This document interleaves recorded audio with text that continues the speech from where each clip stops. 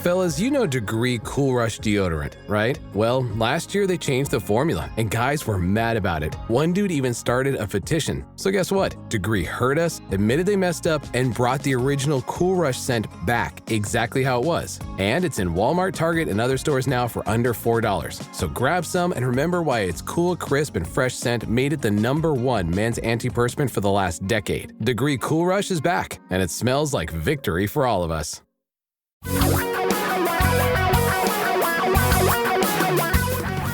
Reality radio for a really great future.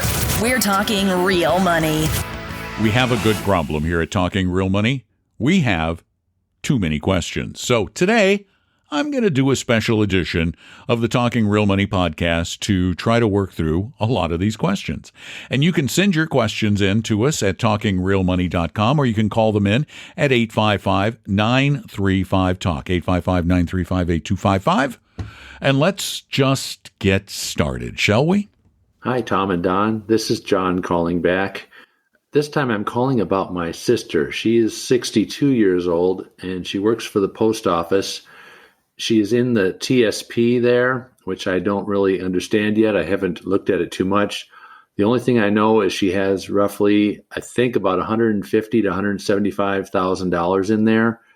And unfortunately, she's missed the big run up in the stock market the last several years because all of her money is in like the safe federal like treasury bill fund or whatever that is. It's the probably the lowest earning fund that they have.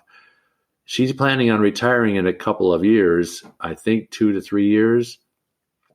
Of course, she'll get whatever her pension is because she'll have over 20 years with the post office. But I'm wondering if I should advise her on moving some of that money into one of the more diversified plans, portfolios there at the TSP, what I could advise her to do. She is fairly low on her risk tolerance, but if she has not taken your risk quiz yet, what would you suggest? Thank you for your help. It's nice of you to give her a hand, John. We appreciate you doing that, and I know she will too. But here's the issue. You said she's conservative. One, she should take the risk quiz at talkingrealmoney.com. But we all, and that's part of the reason for this podcast, there's got to be a message for everybody.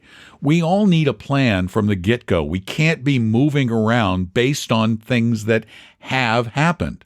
You see, with the stock market having gone up, she regrets not being in the C fund, for example. She's probably in the G fund, is what I'm guessing. There's a happy medium, though, at the thrift savings plan, the government plan, and they're very good products. They now have the L funds, which the L stands for life cycle funds.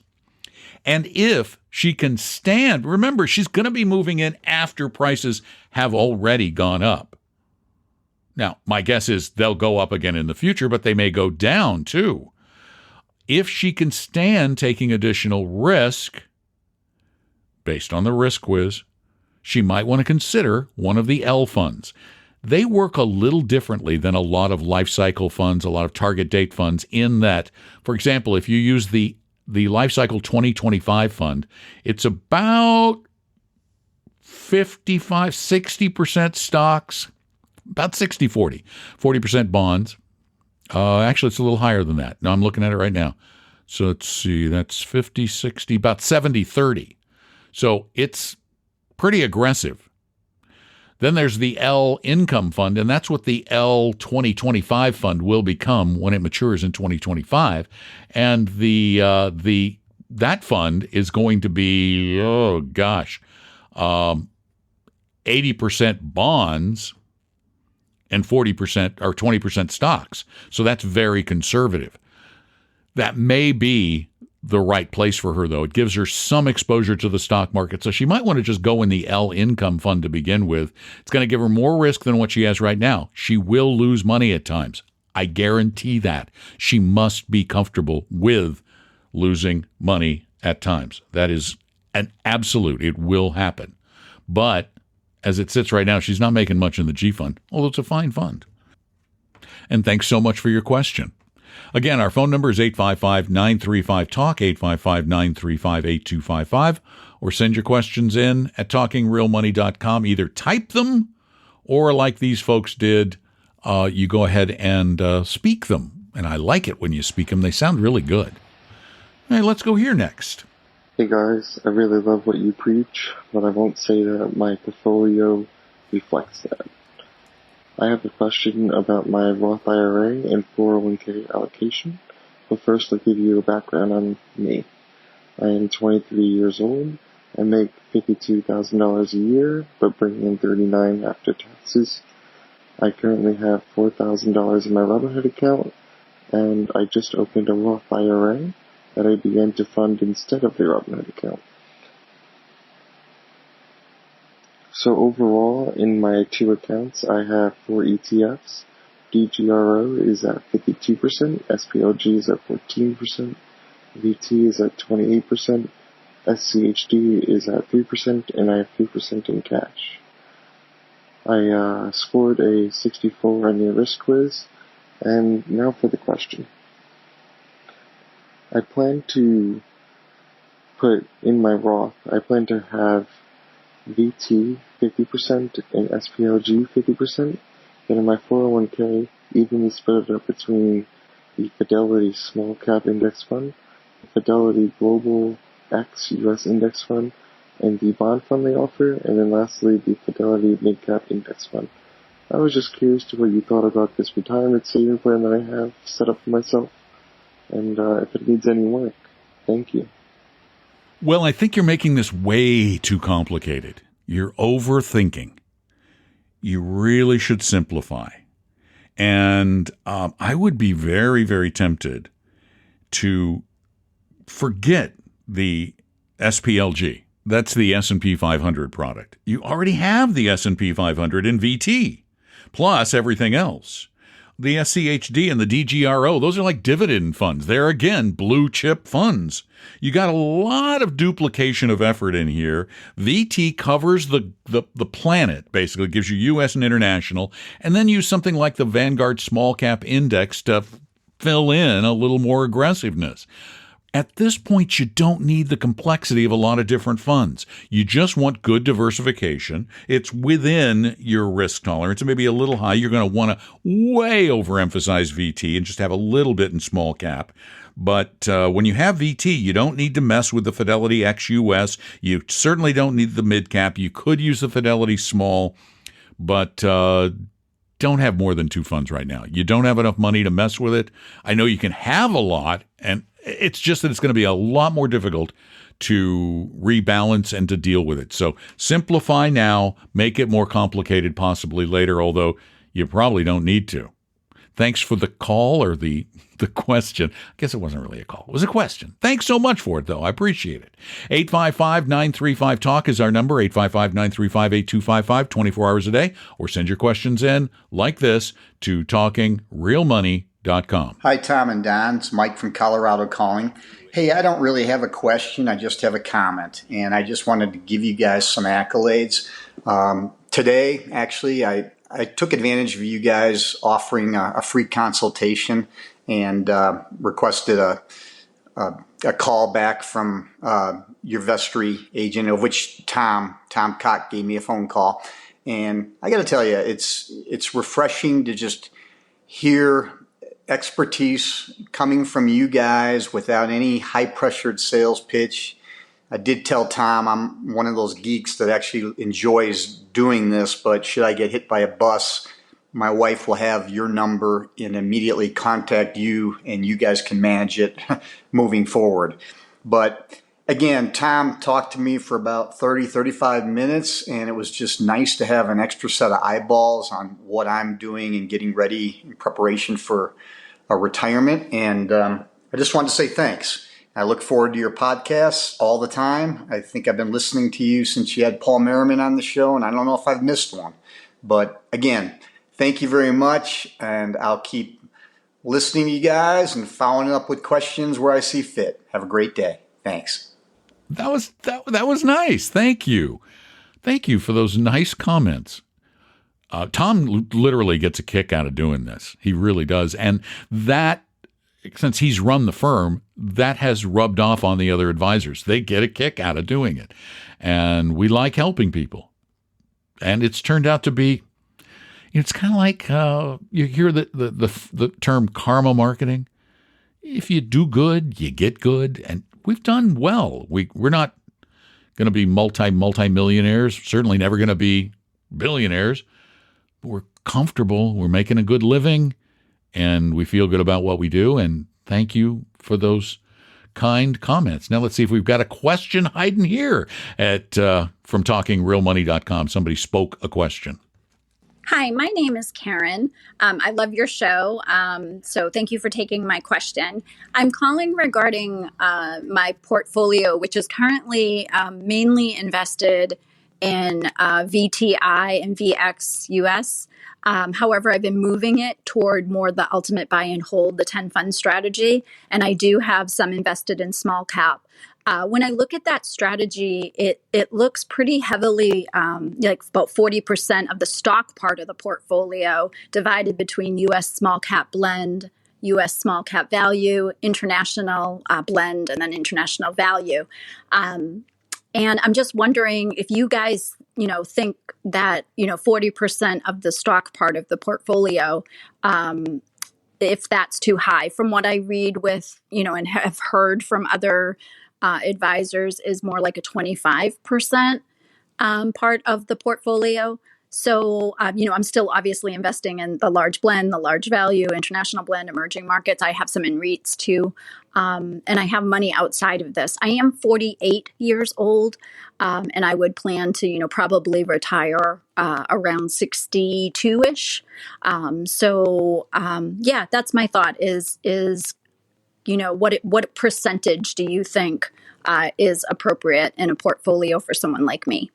And one other really quick question is, I have some funds in just Advantis, AVUV. I do notice that they're not a index fund, right? So it's their fee expense ratio is a little higher than some of the Vanguard. So I'm wondering why. I know you and Paul have both mentioned that in the past, but can you tell me why he recommends that fund over, say, the Vanguard? Thanks. You're welcome. Thanks for the call, Karen. Generally speaking, we've dealt with Paul for years. We like his ultimate buy and hold portfolio. It does skew a little bit more aggressive, but only because there's a ton of evidence showing that being more aggressive has, over time, made more money. There's no absolute in any case. Is that a great portfolio? Yeah. Is it a little more difficult to manage than most people want? Yes. It's harder to rebalance, and it's going to be harder to do too, because it requires a lot more discipline and emotional control. But if you've got it, the mix is fine. There's no absolute right way to build a portfolio. And yes, Paul and we differ sometimes, but we differ in very similar ways. And as for the AVUV, the Avantis fund, Avantis was spun off from Dimensional Funds, and Dimensional Funds does not do pure index funds. They don't follow a set index, but they are passively managed. In other words, they're creating a portfolio that fits a certain criteria of equities. They have guideposts. They have certain conditions that must be met. So it's a lot like an equity fund, and they're not sitting around going, we think this one will do well, we don't think this one will do well. It meets our criteria, it's in the portfolio. And so it's worth the tiny bit of extra money, we believe, because it gives you, again, some of those more aggressive factors, more of them than just an index fund will give you. So I think you're fine. Go ahead and do this because it's a template and it's a guide that keeps you on track. And that's really what you need more than anything else. You need a plan, you need a guide, you need to stay on track, you need to rebalance. Thanks so much for the question. We really appreciate it. And I'm going to try and sneak one more in just because there are so many. I'm literally only up to July in the question, so I have a lot to do. Let's take this one. Hey, Don and Tom. I know you guys really hate whenever you type questions in, so I figured I would give you a call. I'm in my late 30s, about to turn 40 actually in a month. My wife is in her mid 30s, and I've heard your advice on trying to make sure that you take a look at your retirement portfolio holistically, not just what's within an individual account, but what's in all of the accounts. I'm fortunate enough at my age to have a pension from the company I work for currently, and I'm trying to figure out, should I consider that pension to be somewhat similar to the security that bonds would have for me in my portfolio? The majority of the rest of my retirement accounts, spanning a couple of different accounts, have around about 10% balance in bonds, but I'm wondering if that may be a little bit too much, considering I have a pension, and I'm sure you'd need more details in order to answer the question really effectively, but just kind of wanted to hear your philosophy on that sort of question. Thank you very much. I really appreciate everything you guys do and all the information that I've gained from your show. We get this question a lot about Social Security particularly. Should Social Security be considered part of my fixed income portfolio? And there are a couple of ways of looking at it. Sure, you have a lot of certainty when you have a pension. You have a degree of certainty when you have Social Security. However, you're building a portfolio not just for the income it can provide, but to make holding that portfolio of securities more comfortable. And if you had 100% in equities, are you likely to look at that portfolio in the same way as you would? Are you likely to look at that pension and say, oh, that's my bonds, I can stand a 50% decline because I've got bonds? That's not the way most of our brains work. We're still looking at our portfolio going, it's down 50%. I can't take it anymore. I'm getting out. That's the real purpose of a bond portfolio, of a bond portion of the portfolio. It's to keep you on track, to keep you from panicking. So no, I don't think, if you're just sitting with 10% in bonds at this juncture, again, without knowing everything else, I don't think you're overweighted in bonds. And the other thing is you want your income should be separate in a way. That's the money you're going to count on in retirement to live, but you're going to need something to come in from that other portfolio. So you've got to, in some ways, keep the two separate. But I think psychologically, it's better to have some bonds in your portfolio and not consider the pension to be a bond because it's not protecting any principal. You don't physically see that principal being protected. Hope that answers your question. Thank you all for your questions. We're going to get more of them in upcoming podcasts. I still have a bunch to do, but we got through some of them. So thanks for listening. If you like what you hear, tell a friend or two or 10 or 1,000. Okay, if you have 1,000 friends. And if you really like listening to the podcast, no matter where you listen, if you go to Apple Podcasts and just get an Apple Podcast ID, it doesn't cost anything, and you leave a review, it, one, helps us broaden our audience, and two, makes Tom and I feel good. So thanks for doing that. Thanks for listening. Thanks for sharing. Thanks for calling. Thanks for your questions. We truly appreciate you being there. Take care. Talk real soon. I'm Don McDonald, hanging out, talking real money. Talking Real Money. We hope you realize that the information provided on Talking Real Money is for educational and hopefully enjoyable purposes only. Providing personalized financial planning or investing advice takes time, so please consult with a really good fee-only fiduciary investment, tax, or legal advisor. We know a good one. Investing must always involve risk. In other words, you can and probably will lose money at times.